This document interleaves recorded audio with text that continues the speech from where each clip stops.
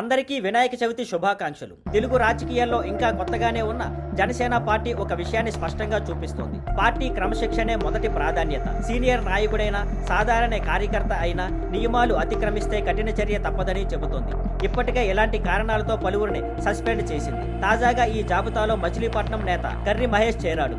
ఆదివారం రాత్రి మహేష్ ఒక హోంగార్డును ఆపి దాడి చేశాడని ఆరోపణలు వచ్చాయి. ఈ ఘటన వీడియో కూడా బయటకు రావడంతో సోమవారం ఉదయం అది వైరల్ అయింది. దీంతో మచిలీపట్నం జనసేన కోఆర్డినేటర్ బండి రామకృష్ణ పార్టీ హైకమాండ్ కు సమాచారం అందించారు. వెంటనే పైనుంచి ఆదేశాలు వచ్చాయి, సస్పెండ్ చేయండి. దాంతో మహేష్ సస్పెన్షన్ అధికారికంగా ప్రకటించారు. మీడియాతో మాట్లాడిన రామకృష్ణ ఇంకా పూర్తి విచారణ జరగకపోయినా వీడియో హోంగార్డు ఇచ్చిన సమాచారం ఆధారంగా వెంటనే చర్య తీసుకున్నాం. పార్టీ ఇమేజ్కి హాని కలిగించే పనులను పవన్ కళ్యాణ్ గారు ఎప్పుడు సహించరు అని అన్నారు. ఇంతకు ముందు కూడా తిరుపతి, రాజమండ్రి ఘటనలో స్వయంగా పవన్ కళ్యాణ్ సస్పెన్షన్ ఆదేశించినట్లు గుర్తు చేశారు. ఇలాంటి కఠిన నిర్ణయాలు అవసరం. జనసేన నిజాయితీ, క్రమశిక్షణ కలిగిన రాజకీయాలకు నిలబెట్టుకుంటుందని ఇవి నిరూపిస్తున్నాయి అని రామకృష్ణ స్పష్టం చేశారు.